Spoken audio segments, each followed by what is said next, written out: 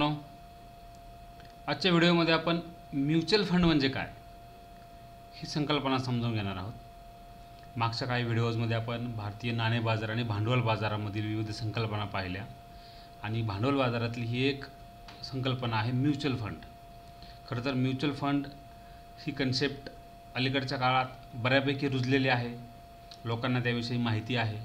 मात्र अजूनही म्युच्युअल फंडाविषयी काही गैरसमज आहेत किंवा म्युच्युअल फंड ही कन्सेप्ट नेमकी काय आहे हे अजूनही बऱ्याच जणांना माहिती नाही. त्यामुळं या व्हिडिओमधून आपण म्युच्युअल फंडची संकल्पना सोप्या भाषेत समजावून घेणार आहोत. खरं तर परीक्षांच्या दृष्टीने म्युच्युअल फंड या एका पर्टिक्युलर टॉपिकवर फारसे प्रश्न येणार नाहीत.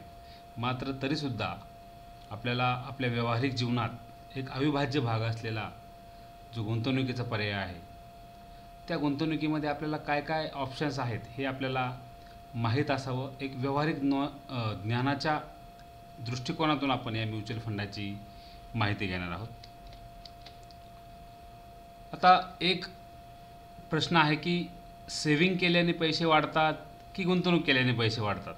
साहजिकच उत्तर आहे सेविंगनी पैसे वाढत नाहीत, गुंतवणूक केले तर आपले पैसे वाढतात. सेविंगनी जेवढे आपण ठेवत जाऊ तेवढेच राहतील, ते काही वाढणार नाहीत. मात्र गुंतवणूक आपल्याला आपल्या पैशांचा भरभक्कम परतावा मिळवून देत असते. त्यामुळं एक वाक्य महत्त्वाचं आहे की पैसे साठवून वाढत नाहीत, ते गुंतवणूक केल्याने वाढतात. मग आता आपण सामान्य माणसासमोर गुंतवणुकीसाठी काय पर्याय असू शकतात. आपल्याकडे जेव्हा पैसे येतील आणि आपल्याला असं वाटेल की आपल्याला त्याची गुंतवणूक करायची, तर मग आपल्यासमोर कोणते पर्याय असतील. सगळ्यात सरळ धोपड पर्यायाने आपण एक एक एक करून पाहूया. पहिला पर्याय असेल की चला मग बँकेत सेविंग अकाउंट उघडा आणि त्यात पैसे ठेवा, बँक आपल्याला काहीतरी व्याज देईल. हा एक पर्याय, सोपा विचार. त्यातला आणखी पुढचा विचार असा असू शकतो की मग आपण त्याची FD करूया, म्हणजे मुदत ठेव करूया आणि बँकेत ठराविक मुदतीसाठी आपण पैसे ठेवूया की जेणेकरून सेविंगपेक्षा जास्त रिटर्न्स आपल्याला त्याच्यावर मिळतील, व्याज जास्त मिळेल. तिसरा पर्याय असेल मग नाही आपण जागा घेऊ कुठेतरी, किंवा मग घर बांधूया किंवा फ्लॅट घेऊया, किंवा मग शेतजमीन घेऊन ठेवूया की जेणेकरून आपली त्यात इन्व्हेस्टमेंट राहील. ज्यावेळेस आणखी आपल्याला पैशांची गरज भासेल त्यावेळेस ही आपल्याला विकता पण येईल प्रॉपर्टी.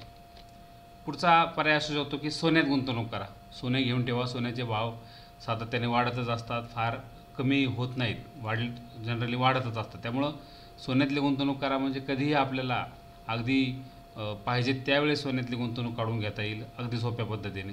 हा एक मार्ग असू शकतो. आणखी एक विचार येऊ शकतो की पुढचा विचार म्हणजे आपण एक एक करून पाहतोय की शेतजमीन जर आपल्याकडे अगोदरपासून असेल तर मग त्यात काही सुविधा निर्माण करूया आणि मग उत्पन्न वाढूया. म्हणजे शेतजमिनीत काही पाईपलाईनसारख्या सुविधा, विहीर, बोरवेल किंवा पॉली हाऊस अशा पद्धतीने काहीतरी त्यात आपण इन्व्हेस्ट करूया आणि त्यातून आपल्याला चांगले रिटर्न्स मिळतील, असा काय विचार होईल. काही जण असा विचार करतील की स्वतःची जर जागा असेल अगोदरपासून तर मग त्या ठिकाणी आपण इमारत बांधूया, इतरांना भाडेतत्त्वावर देऊया, त्यातून पैसा मिळेल. पुढचा विचार असू शकतो की एखादा नवीन व्यवसाय सुरू करूया आणि मग त्या व्यवसायात किंवा मग एखाद्या ऑलरेडी जो व्यवसाय सुरू आहे एखाद्याचा त्यामध्ये आपण पार्टनरशिप होऊया की जेणेकरून आपल्या पैशातून आपल्याला रिटर्न्स मिळतील. आणि पर्याय क्रमांक 8, 9, 10 हे जरा असे पर्याय आहेत की ज्यांच्याकडे आपण जाण्यापूर्वी फार विचार करतो किंवा जनरली जातच नाही सामान्य लोक. पुढचा पर्याय आहे की शेअर बाजारात गुंतवणूक करणे. त्याच्या पुढचा पर्याय आहे की कमोडिटी एक्सचेंजमध्ये गुंतवणूक करणे. आणि त्याच्या पुढचा पर्याय आहे म्युच्युअल फंडात गुंतवणूक करणे. या 3 पर्यायांकडे, शेवटच्या 3 पर्यायांकडे क्रमांक 8, 9, 10 यांच्याकडे फारसे सामान्य जनता जात नाही.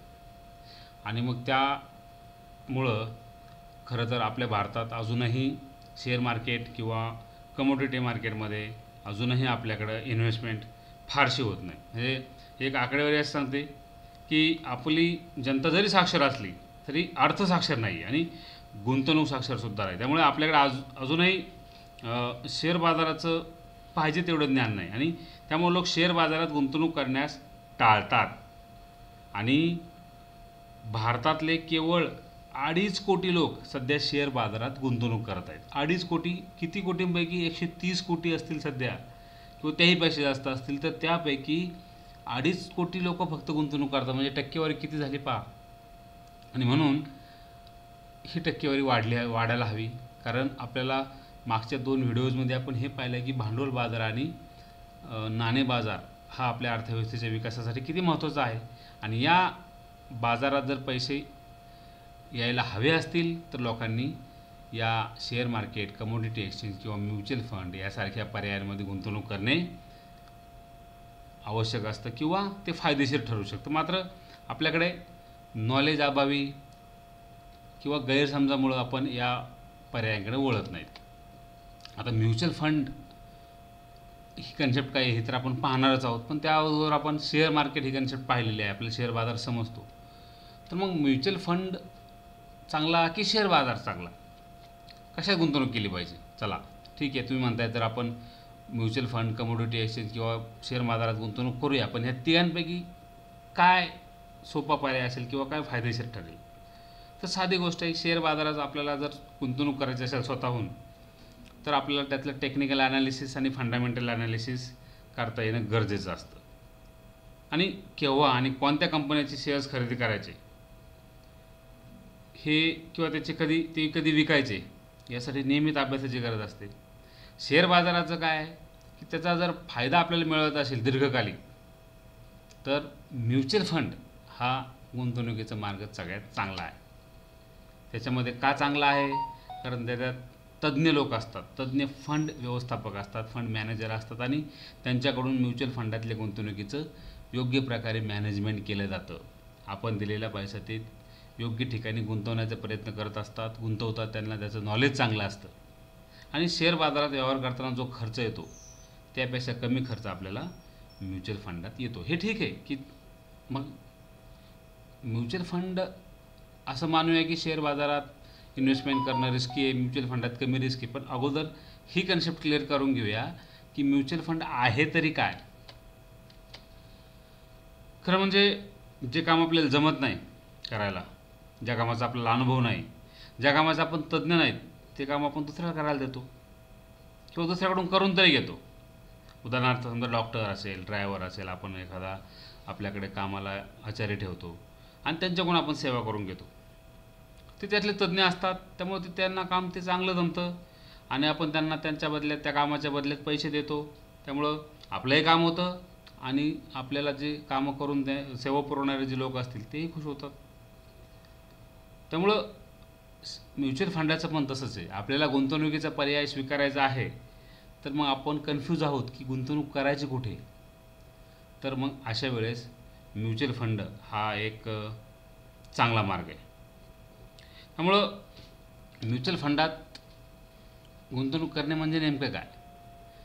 म्युच्युअल फंड म्हणजे व्यावसायिक पद्धतीने एकत्रितरित्या करायची गुंतवणूक, ज्यामुळे अनेक गुंतवणूकदारांच्या गुंतवणुकी शेअर बाजार किंवा रोख्यांमध्ये गुंतवल्या जातात. पहा, एक उदाहरण आहे की बरेच लोक आहेत, आपण जर आपल्याला एकट्याला इन्व्हेस्टमेंट करायची असेल शेअर मार्केटमध्ये रिस्की आहे, त्यापेक्षा एकट्याने रिस्क घेण्यापेक्षा आपल्यासारखे जे आणखी काही गुंतवणूकदार आहेत त्यांनी सगळ्यांनी मिळून तो पैसा एकत्रित करायचा की ज्याची ती मोठी अमाऊंट होईल. ती अमाऊंट आपण म्युच्युअल फंडात गुंतवायची, म्हणजे एखाद्या फर्मकडे द्यायची, एखाद्या कंपनीकडे द्यायची आणि त्यांना सांगायचं की ही गुंतवणूक आहे, आम्हाला गुंतवणूक तुम्ही तुमच्या पद्धतीने करा, तुम्हाला त्यातलं नॉलेज चांगलं आहे, त्या बदल्यात आम्ही तुम्हाला फी देऊ, पण आमची गुंतवणूक सगळ्यांची मिळून तुम्ही गुंतवणूक कुठेतरी करा, एकाच ठिकाणी करा किंवा वेगवेगळ्या करा, आपण त्याचे प्रकार पाहणार आहोत. पण तुम्ही गुंतवणूक करा. मग काही ती गुंतवणूक जमा झालेली जी असेल त्याचा सगळ्यांचा मिळून एक फंड बनवला जाईल मोठा, सगळ्यांचा म्युच्युअल फंड, समायोजित फंड. आणि मग त्यातली काही रक्कम समजा टाटा स्टीलमध्ये असेल, रिलायन्समध्ये असेल, ITCमध्ये असेल, अशा प्रकारे ती तिथून गुंतवली जाईल. आणि त्या कंपन्यांना की ज्या कंपन्यांमध्ये आपले पैसे गुंतवले गेलेले आहेत त्या कंपन्यांना जसा फायदा होईल तसा त्या म्युच्युअल फंडमधल्या सगळ्या गुंतवणूकदारांना त्याचा फायदा मिळत जातो. ही साधी कन्सेप्ट आहे गुंतवणुकीची. म्हणजे म्युच्युअल फंड हे गुंतवणुकीचं असं साधन आहे की ज्यात गुंतवणूकदार ठराविक कालावधीत पैसे मिळण्यासाठी पैसे गुंतवतात. कुणाला 1 महिन्यासाठी गुंतवायचे असतील, कुणी 1 वर्षासाठी गुंतवेल, कुणी 10 वर्षासाठी सुद्धा गुंतवायचा इच्छुक असेल, तर त्याचे वेगवेगळे टाईप्स आहेत.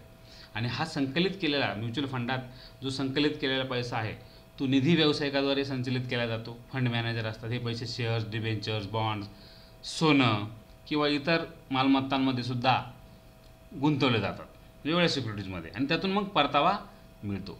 आणि या गुंतवणुकीतून झालेला नफा किंवा तोटा गुंतवणूकदारांनी फंडामध्ये दिलेले योगदान जसं असेल त्या प्रमाणात विभागला जातो आणि त्याचे रिटर्न्स मिळतात. अशी ही कन्सेप्ट आहे. म्हणजे शेअर बाजारात एकट्याने गुंतवणूक करणं रिस्की असेल वाटत असेल तर सगळ्यांनी मिळून एकत्रितरित्या गुंतवणूक करणं आणि ती गुंतवणुकीचं व्यवस्थापन कोणाला तरी एखाद्या तज्ज्ञ माणसाला किंवा तज्ज्ञ संस्थेला पाहायला लावणं त्याचं व्यवस्थापन, ही या कन्सेप्टला म्युच्युअल फंड असे म्हणतात.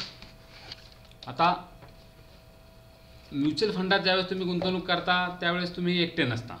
जेव्हा तुम्ही म्युच्युअल फंडाच्या कोणत्याही योजनेत गुंतवणूक करता तेव्हा तुमच्यासारखे अनेक जण त्या योजनेत गुंतवणूक करत असल्यामुळे एक मोठी रक्कम त्या योजनेत जमा होत असते आणि त्यामुळे फंड मॅनेजरला विविध क्षेत्रातल्या कंपन्यांचे शेअर्स विकत घेता येतात. त्यामुळे दीर्घ मुदतीत म्युच्युअल फंडातून गुंतवणूकदारांना चांगला परतावा मिळालेलाच आहे. या चित्रावरून आपण ही कन्सेप्ट समजून घेऊ शकतो की इन्व्हेस्टर्स आहेत ते त्यांचे पैसे फंड मॅनेजरकडे देतात की एखाद्या म्युच्युअल फंडाचा, आणि तो फंड मॅनेजर काय करतो, ह्या पैशाचं वेगवेगळ्या सिक्युरिटीजमध्ये वेगवेगळ्या रोख्यांमध्ये इन्व्हेस्ट करतो. त्याचं त्याला नॉलेज असतं, त्या पद्धतीने तो इन्व्हेस्ट करतो आणि मग त्या इन्व्हेस्टमेंटचे जसे रिटर्न्स मिळतील तसे ते पैसे परत त्या इन्व्हेस्टर्सला मिळवून देणे, हे काम फंड मॅनेजर किंवा एखादी म्युच्युअल फंड फर्म करत असते.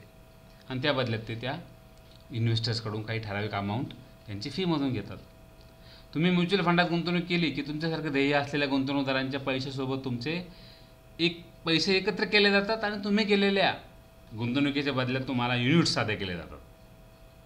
तुम्ही केलेली गुंतवणूक किंवा रुपये म्हणजे त्या दिवशीची गुंतवणूक मूल्य म्हणजेच NAV. आता ही NAV कन्सेप्ट काय आहे, नेट ॲसेट व्हॅल्यू. तुम्हाला अदा केलेली युनिट्स, तुमची गुंतवणूक जी असते ती युनिट्समध्ये ग्राह्य धरली जाते. पहा कशी, तुमचे पैसे म्युच्युअल फंड कंपनीचा फंड मॅनेजर शेअर डिबेंचर मनी मार्केट वेगवेगळ्या सिक्युरिटीमध्ये गुंतवतो आणि त्याला कॉर्पस किंवा ॲसेट अंडर मॅनेजमेंट असंही ओळखलं जातं.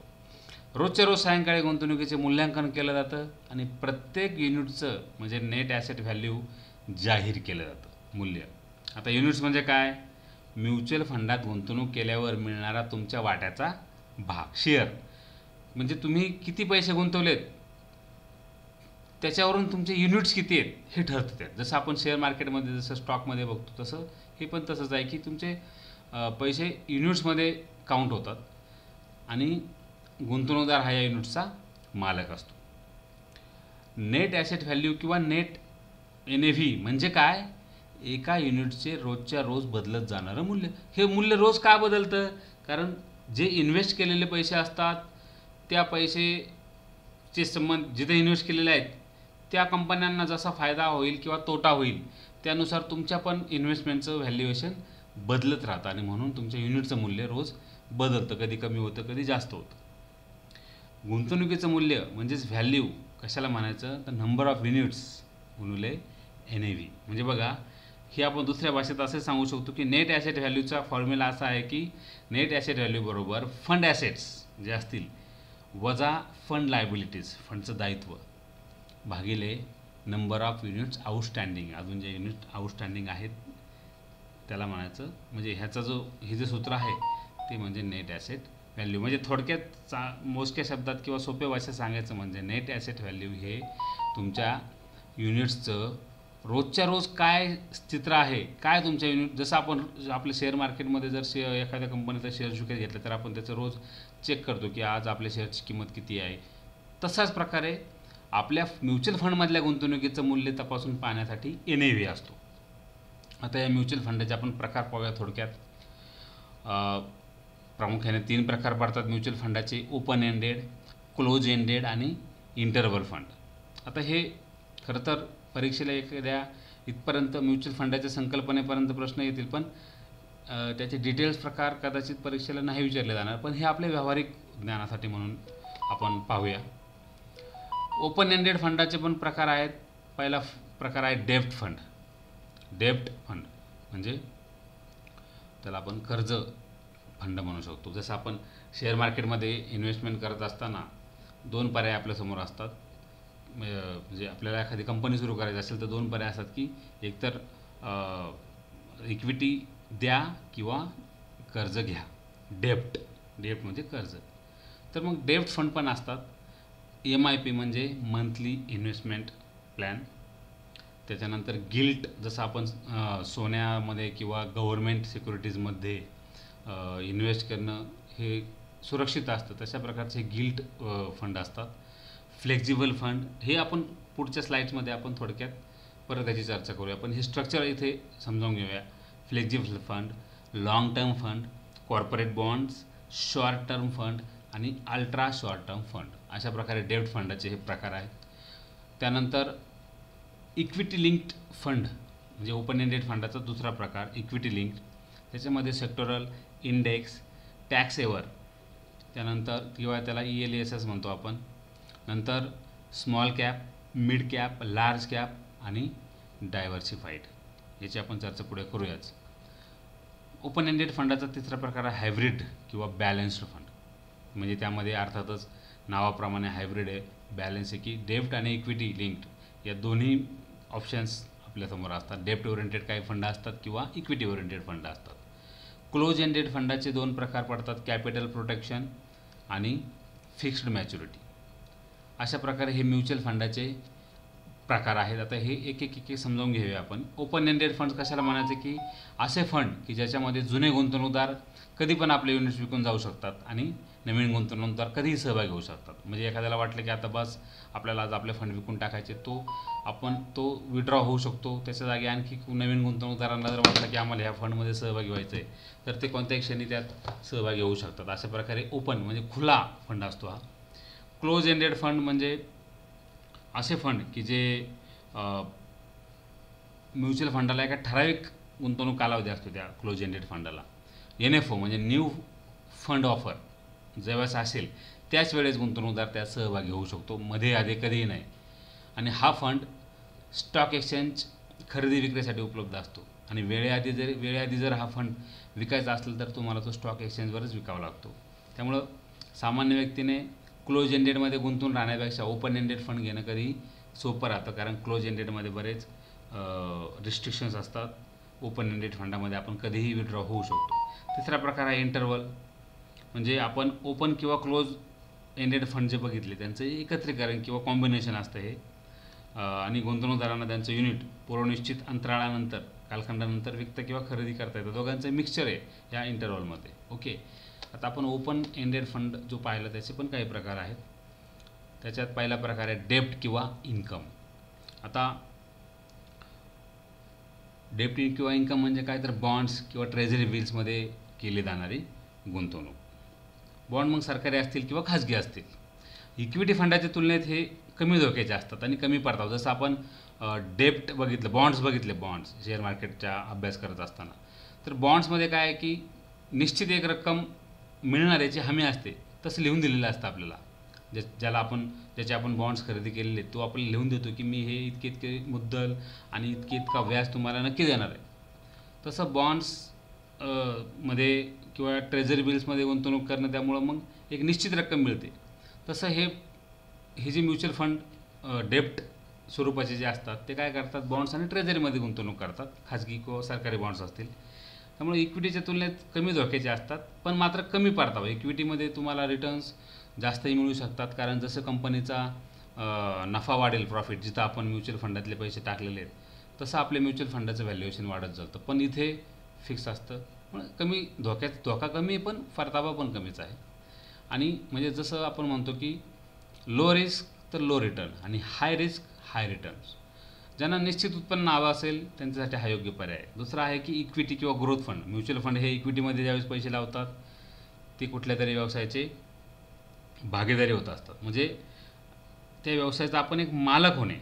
म्हणजेच जेव्हा म्युच्युअल फंड हे अशा प्रकारे इक्विटीमध्ये पैसे लावत असतात त्याला इक्विटी किंवा ग्रोथ फंड असं म्हणतात. यात जास्त धोका आहे ॲक्च्युली, कारण यात आपल्याला ठराविक रक्कम नाही मिळत. आपल्याला माहीत नसतं किती रिटर्न मिळणार आहे. जास्त परतावा मिळण्याची शक्यता आहे, पण कधी जास्त कालावधीसाठी जर ठेवलं तर जास्त परतावा. आपल्याला जर कमी कालावधीत पैसे परत पाहिजे असतील तर आपल्याला चांगले रिटर्न्स मिळत नाहीत. आणि आपल्याला जी मिळणारी रक्कम असते ही त्या व्यवसायाच्या म्हणजे ज्या कंपनीत पैसे टाकलेले आहेत त्या कंपनीच्या कामगिरीवर अवलंबून असते. कोणत्या व्यवसायात पैसे लावायचे, कधी काढून घ्यायचे याचा विचार करणं आपलं काम नसतं ॲक्च्युली. हे सगळे निर्णय म्युच्युअल फंड घेतो. आपण फक्त त्यांना पैसे द्यायचे असतात. अर्थात गुंतवणूकदारांमध्ये अशा प्रकारचे फंड जास्त लोकप्रिय असतात, कारण जसं जसं एखाद्या कंपनीची ग्रोथ होईल तसं आपणही फायद्यात जाऊ, हे गणित त्याच्या मागचं असतं. आणि आणखी याचा एक प्रकार म्हणजे हायब्रिड. जसं बघितलं मागाशी की म्युच्युअल फंड असा की जो इक्विटी आणि डेप्ट या दोन्हींमध्ये गुंतवणूक करतो. याच्यामध्ये पण डेप्ट ओरिएंटेड आणि इक्विटी ओरिएंटेड असे दोन प्रकार आहेत. डेप्ट ओरिएंटेड म्हणजे जास्त पैसा डेप्टमध्ये गुंतवायचा आणि कमी इक्विटीमध्ये गुंतवायचा, आणि इक्विटी ओरिएंटेड असेल तर इक्विटीमध्ये जास्त आणि डेप्टमध्ये कमी, अशा प्रकारे त्याचा विभागणी होऊ शकते. क्लोज एंडेड फंड जे आहेत त्याचे दोन प्रकार आहेत. कॅपिटल प्रोटेक्शन की या प्रकारच्या योजनांचं मुख्य उद्दिष्ट असतं की योग्य परतावा देत असतानाच मूळ मुद्दल जी रक्कम आहे आपली तिचं मात्र संरक्षण करता आलं पाहिजे. म्हणजे जपून जपून अशा पद्धतीने हे पैसे आपण गुंतवणूक करत असतो क्लोज एंडेड फंडामध्ये. आणि या प्रकारच्या फंडामध्ये उच्च दर्जाची निश्चित उत्पन्न ज्या सिक्युरिटीज असतात त्याच्यामध्ये गुंतवणूक केली जाते. म्हणजे म्हणजे रिस्क कमी असते अशाच सिक्युरिटीमध्ये गुंतवणूक असते. मग त्याच्यात अर्थातच रिटर्न्स कमी मिळतील, पण मग सुरक्षितता आहे. फिक्स्ड मॅच्युरिटी प्लॅन्स हा एक आणखी प्रकार आहे क्लोज एंडेड फंडाचा. याच्यामध्ये निश्चित मॅच्युरिटी पिरियड असलेल्या भरपूर योजना असतात. त्यात तुम्हाला अगोदरच सगळं डिफाईन केलेलं जातं की ह्या अशा प्रकारे तुम्हाला इतकी रक्कम मॅच्युरिटीनंतर नक्की मिळणार आहे, ह्याच्यापेक्षा जास्त नाही मिळणार. अशा प्रकारच्या काही योजना म्युच्युअल फंडाच्या असतात. आता डेप्ट किंवा इन्कम फंडाचे पण काही उपप्रकार पडतात. त्यामध्ये MIP, जसं आपण मगाशी बघितलं की monthly income plan, guilt, flexible, long term, corporate bond, short term bonds, ultra short term आणि लिक्विड. आता बघा ही आकृती जर समजावून घेतली तर सगळ्यात खाली लो रिस्क आहे आणि जसं वरती जावं तसं हाय रिस्क दिसते आपल्याला. म्हणजे समजा लिक्विडी फंड जर तुम्ही घेतलं तर त्यात रिस्क खूपच कमी आहे. म्हणजे 1 महिन्यापेक्षा जर कमी कालावधीचा असेल लिक्विडी फंड, म्हणजे त्या लिक्विड फंड कशाला म्हणतात, 1 महिन्यापेक्षा कमी कालावधीचा, अर्थात त्यात रिस्क कमी असते. 1 ते 9 महिन्याच्या कालावधीचा जर आपण फंड घेतला तर त्याला अल्ट्रा शॉर्ट टर्म फंड म्हणतात. त्यातही बऱ्यापैकी म्हणजे कमी रिस्क आहे. 6 महिने ते 3 वर्षाच्या कालावधीचा आपण जर शॉर्ट टर्म फंड घेतला तर त्यातही कमी रिस्क आहे. अर्थात अल्ट्रा शॉर्ट टर्म फंडच्यापेक्षा थोडीशी जास्त आहे पण कमी आहे. नंतर समजा आपण कॉर्पोरेट बॉन्ड्स घेतले, कॉर्पोरेट बॉन्ड फंड, तर त्याच्यामध्ये 1 वर्षापेक्षा कमी कालावधीसाठी जर तुम्ही पैसे ठेवले तर तिथं रिस्क जास्त आहे. मात्र 1 ते 3 वर्षापर्यंत जर पैसे ठेवले कॉर्पोरेट बॉन्ड फंडमध्ये तर मीडियम रिस्क आहे, मध्यम स्वरूपाची रिस्क आहे. त्याच्या पुढे लॉंग टर्म बॉन्ड जे असतील फंड्स, त्याच्यामध्ये जर तुम्ही 3 वर्षांपेक्षा कमी कालावधीसाठी ठेवले तर जास्त रिस्क आहे. 3 वर्षांपेक्षा जास्त कालावधीसाठी असतील तर मीडियम ते हाय रिस्क, म्हणजे मीडियम आहे, जास्त नाही, हाय रिस्कपर्यंत आहे. इथून पुढे जास्त हाय रिस्क आहे.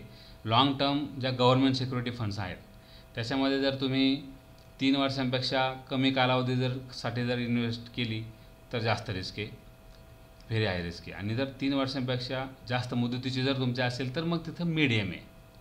आणि MIP की ज्या मंथली इन्व्हेस्टमेंट प्लॅन आहे की ज्याच्यामध्ये 25% कमी इक्विटी आहे, तर 3 वर्षांपेक्षा कमी कालावधीसाठी असेल तर व्हेरी हाय रिस्क आहे, आणि 3 वर्षांपेक्षा जास्त असेल तर मीडियम रिस्क आहे. अशा प्रकारे हा डेप्ट किंवा इन्कम फंडाचे आपण प्रकार करू शकतो. इक्विटी फंडचे प्रकार जर बघितले तर सेक्टर फंड, म्हणजे नावाप्रमाणे त्याच्यामध्ये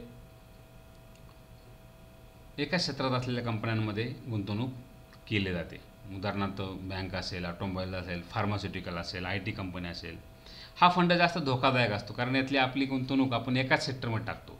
समजा अर्थव्यवस्थेत अशी एखादी सिच्युएशन आली की सगळ्या ऑटोमोबाईल कंपन्यांना त्याचा फटका बसत असेल आणि आपली इन्व्हेस्टमेंट ऑटोमोबाईल कंपनीत असेल किंवा ऑटोमोबाईल फंडामध्ये ऑटोमोबाईल कंपन्यांमध्ये आपल्या फंडातून गुंतवणूक झालेली असेल तर अर्थातच त्या सगळ्या फंडाला प्रॉब्लेम निर्माण होतो. किंवा फार्मास्युटिकल कंपनीला, IT कंपनीला अशा प्रकारे एकाच कंपनीत जर आपण आपले म्हणजे फंडच्या माध्यमातून पैसे गेलेले असतील, आपला म्युच्युअल फंड जो आहे त्या फंडाने जर एकाच प्रकारामध्ये एकाच प्रकारच्या सेक्टरमध्ये जर पैसा टाकलेला असेल तर मात्र हा जास्त धोकादायक असतो. म्हणून सगळ्या सेक्टरमध्ये थोडं थोडं टाकणं हे कधीही चांगलं. तुम्ही बाहेर फिरायला गेला तर तुमच्या एकाच खिशात सगळे पैसे 10,000 रुपये आहेत, तुमचे क्रेडिट कार्ड सगळं सगळं त्यातच आहे त्या पाकिटामध्ये. ते पाकिटच जर मारलं तर तुमच्याकडे 1 रुपया पण शिल्लक राहणार नाही जर चोरट्याने चोरलं तर. त्यापेक्षा मागच्या खिशात थोडे, पुढच्या खिशात थोडे, आणखी कुठं चोर खिसा असेल त्यात थोडे, अशा प्रकारे जर पैसे आपण ठेवले तर ते कदाचित आपल्याला एखाद्या ठिकाणची चोरीला जरी गेले तर दुसऱ्या ठिकाणावरून आपल्याला काही ना काही आधार राहतो. तर अशा प्रकारे एकाच सेक्टरमध्ये जर फंड गेले तर त्याला सेक्टर फंड असं म्हणतात. अर्थात हाय रिस्क हाय रिटर्न ऑपॉर्च्युनिटी ती असते. रिस्क जास्त आहे पण हाय रिटर्न ऑपॉर्च्युनिटी पण आहे. इंडेक्स फंड आहे. अर्थात पाश्चिमात्य देशांमध्ये ही संकल्पना जास्त लोकप्रिय आहे आपल्यापेक्षा. इंडेक्स फंड म्हणजे अशा प्रकारचं म्युच्युअल फंड की ज्याचा पोर्टफोलिओ हा शेअर बाजाराचा इंडेक्स आधारभूत म्हणून तयार केलेला असतो. म्हणजे इंडेक्सप्रमाणे तो त्याचं सगळं वाटचाल चालत असते. म्हणजे या प्रकारच्या इंडेक्स फंडची कामगिरी ही एखाद्या विशिष्ट निर्देशांकाच्या, म्हणजे समजा आपलं निफ्टी असेल, सेन्सेक्स असेल, त्यांची जशी कामगिरी होईल त्यांच्यावर अवलंबून असते. आणि भारतात अनेक योजना अशा प्रकारच्या निफ्टी किंवा सेन्सेक्सच्या निर्देशांकाला आधारभूत मानून आखल्या जात असतात. आणखी एक प्रकार आहे टॅक्स सेव्हिंग किंवा इक्विटी लिंक्ड सेव्हिंग स्कीम. आपण त्याला ELSS असं म्हणू शकतो. नावाप्रमाणेच या प्रकारच्या योजना गुंतवणूकदारांना टॅक्स सेव्हिंग किंवा करामध्ये बचतीचे फायदे मिळवून देत असतात. आणि हे फंड इक्विटीमध्ये गुंतवले जात असल्यामुळे दीर्घ कालावधीसाठी जर ठेवले तर यात वाढीच्या संधी असतात. आणि याचा जनरली लॉकिंग पिरियड हा 3 वर्ष मुदतीचा असतो. स्मॉल कॅप फंड, जसं आपण काल स्मॉल कॅप, मिड कॅप आणि लार्ज कॅप प्रकारच्या शेअर मार्केटमधले कंपन्यांचे प्रकार पाहिले होते, तसं लहान कंपन्यांमध्ये म्हणजे ज्यांचे भांडवल 2,000 कोटी रुपयांपेक्षा कमी आहे अशा स्मॉल कंपन्यांमध्ये गुंतवणूक करणारे फंड जे असतात त्यांना स्मॉल कॅप फंड म्हणतात, जिथं अतिशय जास्त परतावा मिळण्याची शक्यता असते. छोट्या छोट्या कंपन्यांमध्ये इन्व्हेस्ट करत राहायचे, त्या कंपन्या मोठे व्हायला, विस्तारीकरणाला जास्त चान्स असतो, म्हणून तिथं जास्त परतावा मिळतो. आणि मिड कॅप फंडापेक्षा मात्र याचा जास्त धोका आहे, कारण शेवटी विस्तारीकरण एखाद्या कंपनीचं छोट्या कंपनीतून मोठ्या कंपनीत होईल, परंतु ती छोटी असताना जर ती तोट्यात गेली, लॉसमध्ये गेली तर मात्र मग तिथं रिस्क पण जास्त आहे. मिड कॅप कंपन्यांचं कसं आहे की 2,000 कोटीपेक्षा जास्त आणि 10,000 कोटी रुपयेपर्यंत त्यांचं भांडवल असतं. म्हणजे त्या कंपन्या बऱ्यापैकी स्थिरतावर असतात, मजबूत असतात. आणि मग अशा कंपन्यांमध्ये जे गुंतवणूक करतात फंड त्यांना मिड कॅप फंड म्हणतात. अर्थात लार्ज कॅप फंडापेक्षा याच्यात जास्त धोका आहे, कारण शेवटी लार्ज म्हणजे खूप मोठ्या कंपन्या, त्यात धोका कमी आहे. अर्थात धोका इथे जास्त आहे पण रिटर्न्स लार्ज कॅपपेक्षा जास्त मिळण्याची शक्यता असते. आणि स्मॉल कॅपमध्ये धोका जास्त आहे तर मिड कॅपपेक्षा जास्त रिटर्न्स मिळण्याची तिथे शक्यता असते. लार्ज कॅप फंड म्हणजे अशा कंपन्या की ज्यांचे 10,000 कोटी रुपयांपेक्षा जास्त भाग भांडवल आहे आणि अशा ठिकाणी गुंतवणूक करणारे फंड, ज्यांचा परतावा आणि कामगिरी जास्त जरा स्थिर असते. अर्थात परतावा जास्त नसतो पण स्थिर असतो. आणि डायव्हर्सिफाईड इक्विटी फंड म्हणजे लहान मोठ्या विविध क्षेत्रातल्या कंपन्यांमध्ये गुंतवणूक केली त्याच्यात जाते आणि त्याच्यामुळे धोका कमी असतो. म्हणजे हे सगळं हे small cap, mid cap, large कॅपमध्ये सगळं मिळून वेगवेगळ्या ठिकाणी गुंतवणूक करणारे काही फंड असतात, त्यांना म्हणतात डायव्हर्सिफाईड फंड, वैविध्यपूर्ण फंड. आता हायब्रिड फंड, जसं आपण मगाशी बघितलं की इक्विटी किंवा डेब्ट, पण आता हायब्रिड फंडामध्ये कसं केलं जातं, दोघांमध्ये गुंतवणूक. डेब्ट ओरिएंटेड हायब्रिड फंड म्हणजे असा फंड की ज्यात इक्विटीमध्ये कमी, डेब्टमध्ये जास्त गुंतवणूक आहे. आणि equity oriented fund hybrid fund असा की ज्यात इक्विटी जास्त आहे आणि डेब्टमध्ये कमी गुंतवणूक आहे. अशा प्रकारे तो बॅलन्स करण्याचा प्रयत्न केला जातो मार्केटचं स्वरूप पाहून किंवा स्थिती पाहून. आता SIP ही एक महत्त्वाची संकल्पना आहे. सिस्टमॅटिक इन्व्हेस्टमेंट प्लॅन असं त्याला म्हणतात. सामान्य गुंतवणूकदारांसाठी ज्याला शेअर मार्केटचं किंवा म्युच्युअल फंडाचं फारसं ज्ञान नसेल त्याच्यासाठी हा एक सगळ्यात सोपा पर्याय आहे, सेफ पर्याय आहे. सिस्टमॅटिक इन्व्हेस्टमेंट प्लॅन ही अशी सुविधा आहे की ज्यात तुम्ही दरमहा काही ठराविक गुंतवणूक करू शकता. म्हणजे अगदी 1,000 रुपयापासून स्टार्ट केली तरी चालते. जसे तुम्हाला जेवढे गुंतवणूक करायची असेल तेवढी दरमहा तुम्ही एक ठराविक अमाऊंट इन्व्हेस्ट करत चला. त्याचा फायदा असा होतो की तुमची गुंतवणूक नियमितपणे होत राहते आणि त्याच्यामुळे तुमचा धोका पण कमी होतो. कारण नियमित गुंतवणूक केल्याने सगळे एन आय व्हीवर आपले सगळे एन आय व्हीच्या दरावर एन आय व्हीचा जो दर नेहमी बदलत असतो, तर त्या बदलत्या एन आय व्हीमध्ये आपली दरवेळी दर महिन्याला गुंतवणूक होत चालते. त्यामुळं हा जो धोका आहे इन्व्हेस्टमेंटचा, तो धोका लमसम अमाऊंटपेक्षा म्हणजे लमसम प्रकारचे पण काही प्लॅन असतात की एक ठराविक तुमच्याकडे पैसे आले 25,000 30,000 एकदम लमसम अमाऊंट एखाद्या फंडमध्ये टाकली, त्याच्यापेक्षा ह्याच्यात धोका कमी का, तर दरमहा जसा एन आय व्ही बदलेल त्या पद्धतीने तुमची इन्व्हेस्टमेंट त्या पद्धतीने नव्याने होत असते. आणि म्हणून हा एस आय पी हा एक चांगला पर्याय आहे. एस आय पीमध्ये तुम्ही दरमहा ठराविक अमाऊंट गुंतवा किंवा एखाद्या विशिष्ट स्कीममध्ये तुम्ही युनिट विकत घ्या. जो काही एन आय व्ही त्यावेळेस असेल त्यानुसार सोपं आहे आणि तुम्हाला जशी जमेल तेवढी गुंतवणूक आपण त्यात करू शकतो. याचे पण प्रकार आहेत, top up SIP, flexible SIP, trigger SIP किंवा परपिच्युअल सिप. आता हे आणखी जास्त डीपमध्ये जायची आपल्याला आवश्यकता नाही आहे. ज्यांना इन्व्हेस्टमेंट करायची खरंच असेल म्युच्युअल फंडात त्यांनी याचा जास्त स्टडी करायला हरकत नाही. आणखी एक जसं एस आय पी आहे तसं SWP पण आहे, सिस्टमॅटिक विड्रॉल प्लॅन. ही अशी सुविधा आहे की ज्यात तुम्ही दरमहा गुंतवलेली रक्कम काढू शकता आणि पेन्शनसारखी तुम्ही ती वापरू शकता. सिस्टमॅटिक विड्रॉल प्लॅन याच्यात तुम्ही लमसम रक्कम गुंतवता आणि मग दरमहा थोडी थोडी रक्कम पेन्शन म्हणून अथवा दुसरा उत्पन्नाचा सोर्स म्हणून वापरू शकता. अशा प्रकारे सिस्टमॅटिक विड्रॉल प्लॅन. अगोदर लमसम अमाऊंट गुंतवायची आणि पाहिजे त्यावेळेस मग एखाद्या विशिष्ट कालावधीनंतर ते आपण त्यातली रक्कम काढायची की आपली ही भविष्याची पुंजी म्हणून आपण अशा प्रकारची इन्व्हेस्टमेंट करत असतो. STP सिस्टमॅटिक ट्रान्सफर प्लॅन, जसं SWP आहे तसं STP पण आहे. या सुविधेत एका योजनेतून दरमहा तुम्ही एक ठराविक अमाऊंट दुसऱ्या योजनेमध्ये ट्रान्सफर करू शकता. तुमच्याकडे जर मोठी रक्कम असेल, तुमचा एक मोठी रक्कम आहे आणि ती तुम्हाला दरमहा थोडी थोडी वेगळ्या प्लॅनमध्ये गुंतवायची, तर ती रक्कम कमी धोका असलेल्या प्लॅनमध्ये आपण गुंतवू शकतो आणि हळूहळू दरमहा जास्त धोका हळू कमी धोका असलेल्याकडून जास्त धोका असलेल्या प्लॅनमध्ये आपण हळूहळू ट्रान्सफर करू शकतो. त्याचा फायदा असा होतो की तुमची जी गुंतवणूक आहे ती नेट ॲसेट व्हॅल्यूची संख्या जास्त असताना होत नाही, त्यामुळे धोका कमी असतो. जसं आपण का बरं, तर आपण कमी धोका असलेल्याकडून जास्त करत जाऊ शकतो सिस्टमॅटिक पद्धतीने. आपल्याला वाटलं की जास्त धोका आहे तर तिकडे जायचं नाही, कमीमध्येच ठेवायची आणि हळूहळू रिस्क घ्यायची. रिस्क पण घ्यायची कारण का, जितकी जास्त रिस्क घ्याल तितकं जास्त परतावा पण मिळतो. आता म्युच्युअल फंडात गुंतवणूक करायला पाहिजे का, हा ज्याचा त्याचा विषय आहे, परंतु त्यातले काही फायदे आणि काही तोटे पण आपण समजून घ्यायला पाहिजे. म्युच्युअल फंडात गुंतवणूक करण्याचा पहिला फायदा म्हणजे वैविध्य असतं, डायव्हर्सिटी असते. म्युच्युअल फंडातले भांडवल हे वेगवेगळ्या इक्विटीमध्ये, शेअर्समध्ये किंवा बॉन्ड्समध्ये गुंतवले जातात. त्याच्यामुळं गुंतवणूकदाराची जोखीम कमी होते. म्हणजे आपण फक्त शेअर मार्केटमध्येच पैसा गुंतवला, त्यातही इक्विटीमध्येच गुंतवला तर कदाचित आपल्याला लॉस पण होऊ शकतो. परंतु म्युच्युअल फंडातली रक्कम हे फंड मॅनेजर काय करतात, वेगवेगळ्या ठिकाणी इन्व्हेस्टमेंट करत असतात, त्यामुळे त्याला धोका कमी असतो. मार्केट जरी कोसळलं तरी म्युच्युअल फंड लगेच कोसळत नाही, हा त्यातला महत्त्वाचा भाग. तरलता असते, त्याच्यामध्ये लिक्विडिटी असते. काही अपवाद जर वगळले तर म्युच्युअल फंडातली गुंतवणूक आपण कधीही काढून घेऊ शकतो.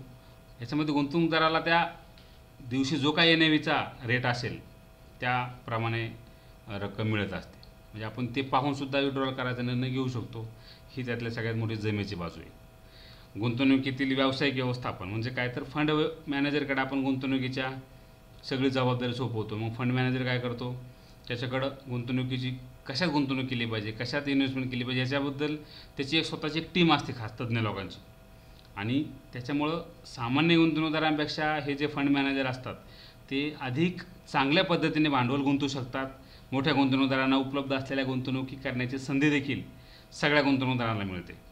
म्हणजे कसं, आता समजा वैयक्तिक गुंतवणूकदारांना काय प्रत्यक्ष विदेशी बाजारपेठेत थेट गुंतवणूक करणं कठीण जातं. आपल्याला वैयक्तिक जरी करता येत नसेल तर मग आपला म्युच्युअल फंड मात्र तसं करू शकतो. हा त्यातला एक महत्त्वाचा भाग आहे. आपल्याला फंड बऱ्यापैकी सुविधा पण देत असतात. चेकसारख्या सुविधा आपल्याला म्युच्युअल फंडातून मिळतात. सरकारी पर्यवेक्षण त्याचं होतं, म्हणजे म्युच्युअल फंड सरकारी संस्थांद्वारे नियंत्रित केले जातात. म्युच्युअल फंड नियंत्रित करण्याची जबाबदारी अर्थातच सेबीची आहे. त्यामुळं सेबीचं लक्ष असतं की उगाचच एखाद्या म्युच्युअल फंड कंपनीने जी काही रक्कम गोळा केलेली आहे ती खरंच गुंतवणूक केली आहे का, ती फक्त गोळा केली आणि ते पळून गेलेत किंवा काय काय करतायत, तर हे सगळं नियंत्रण सेबीचं लक्ष असतं. त्यामुळं घाबरण्यासारखं काही जास्त त्यात नसतं. अर्थात हे जर सगळं करत असताना तुम्ही वेगवेगळ्या प्रकारचे घोटाळे जर नजरेसमोर आणले तर त्यातही भीती वाटेलच म्हणा, पण जनरली सरकारचं एक थोडंसं लक्ष आहे असं म्हटल्यानंतर जरा त्यातला धोका कमी वाटतो आपल्याला. आणि पारदर्शकता असते, सुलभ तुलना, म्हणजे सर्व गुंतवणूकदारांना म्युच्युअल फंडाचे रोजचे रोज सिच्युएशन ऑनलाईन पण पाहता येते अगदी बसल्या बसल्या. त्याच्यामुळे त्यात ट्रान्सपरन्सी असते. आपला NAV नेमका किती आहे हे आपल्याला बऱ्यापैकी समजतं आणि आपण गेलेली गुंतवणूक इतर योजनांच्या तुलनेत कशी आहे हे पण आपल्याला कम्पेअर करता येतं. हे त्याच्यातले फायदे आहेत. आता तोटे पण आहेतच. म्युच्युअल फंडात गुंतवणूक करताना काही तोटे पण आहेत की पहिलं म्हणजे फी. म्युच्युअल फंडात गुंतवलेल्या रकमेपैकी काही ठराविक रक्कम ही ती व्यवस्थापन कंपनी फी म्हणून कापून घेत असते. त्यामुळे गुंतवणूकदाराला फक्त उरलेल्या रकमेवरच रिटर्न्स मिळत असतात. परंतु फी सर्व गुंतवणूकदारांमध्ये विभागल्यामुळे मिळणाऱ्या सोयीच्या तुलनेत अर्थात कमी आहे, पण आपली फी जाते. अर्थात शेअर मार्केटमध्ये डायरेक्ट व्यवहार केल्यानंतर आपल्याला फी द्यावी लागत नाही, पण मग आपण जर एखाद्याचा सल्ला घेण्यासाठी म्हणून जर म्हणजे एखाद्या कंपनीचा सल्ला घेतला तर तिथे आपल्याला ब्रोकरेज वगैरे द्यायला लागेल. त्यामुळं फी जात असेल, पण शेअर मार्केटच्या तुलनेत जर विचार केला तर मग फी जाईल, पण थोडंसं धोका कमी आहे, पण फी जाते. गुंतवणुकीवर कमी नियंत्रण आहे आपलं, कारण आपण फंडमध्ये रक्कम गुंतवून मोकळे होतो, पण मग त्याच्यानंतर आपल्या रकमेचं किंवा आपण गुंतवलेली जी रक्कम आहे, जो फंड आहे, त्या फंडाचं काय कसं चाललं आहे, कुठे त्याच्यातली गुंतवणूक होऊ राहिली हे आपल्याला समजत नाही. फंडातल्या रक्कम कोणत्या समभाग किंवा कोणत्या बॉन्ड्समध्ये गुंतवली जावी, कशात कशात गुंतवू नये, हे आपलं मत तिथं कोणी विचारात येत नाही. याच्यावर गुंतवणूकदाराचं काहीच कंट्रोल नसतं, ते फंड मॅनेजर ठरवतो. त्यामुळं आपलं स्वतःच्या इन्व्हेस्टमेंटवर नियंत्रण नसणे हा एक त्यातला तोटा मानला तर मानता येईल. आणि आणखी एक तोटा असा आहे की अनिश्चितता आहे. परतावा रिटर्न किती मिळेल हे सगळं बाजारभावावर अवलंबून आहे युनिटच्या. त्यामुळं बाजारभावानुसार त्यात जशी वाढ होऊ शकते तशीच घटही होऊ शकते. त्यामुळं आपल्याला आणि काही जे लॉक इन पिरियड असतात, लॉक इन पिरियडवाले म्युच्युअल फंड, ते लॉक इन पिरियडपर्यंत थांबावं लागतं. त्याच्यामध्ये पण आपल्याला असं वाटतं की हे आपले पैसे अचानक मध्ये गरज लागली तर काढता येत नसतात. हा एक त्यातला तोटा आहे. तर म्हणून म्युच्युअल फंडाचे फायदे आणि तोटे आपण पाहिले तर फायदे जास्त दिसतात. अर्थात जे नेहमी वाक्य असतं, म्युच्युअल फंड सही आहे, पण त्या जाहिरातीच्या शेवटी काय येतं, mutual funds are subject to market risk, please read offer document carefully before investing. एकदम फास्ट सांगतात ते, पण ते महत्त्वाचं आहे. Mutual fund are subjected to market risk. त्यामुळं म्युच्युअल फंडात गुंतवणूक करायला हरकत नाही. अर्थात मी हा व्हिडिओ गुंतवणुकीच्या संदर्भात बनवलेलाच नाही. मी हा व्हिडिओ फक्त एक नॉलेज म्हणून बनवला आहे. इन्व्हेस्टमेंट करण्यासाठी वेगवेगळ्या प्रकारचे आणखी आपल्याला सल्ले घेता येईल किंवा त्याचे वेगळे व्हिडिओ असतील, परंतु हा व्हिडिओ हा बेसिक नॉलेज देण्यासाठी बनवला आहे की म्युच्युअल फंड नेमकं आहे काय, इन्व्हेस्टमेंट करायची नाही करायची हा वेगळा निर्णय आहे. ठीक आहे. आशा करतो की आजचा व्हिडिओ तुम्हाला समजला असेल. उद्याच्या व्हिडिओमध्ये आणखी एक नवीन इंटरेस्टिंग विषय घेऊन मी तुमच्यासमोर येईल. तोपर्यंत थँक्यू.